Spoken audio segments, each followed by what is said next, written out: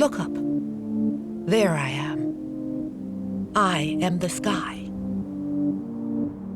I am a warm, protective blanket wrapped around everyone on Earth. I can bring clouds, rain, and wind. I can be an ice storm. Without me, you'd fry.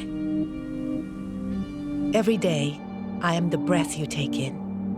Yet you are making me sick. I am congested, off balance, polluted. You see, I am more delicate than you think. It took millions of years to get it just right. My perfect mix of gases, temperature, and weather that you enjoy.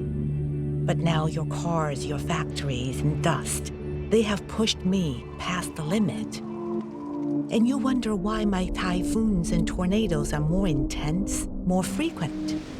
I have become unpredictable. Less rain here, a lot more rain there. Hotter summers, colder winters. I cannot even control myself anymore. Enough about me. I will show my changing self to you in your days ahead. But in the end, I'll be fine. Give me a few thousand years.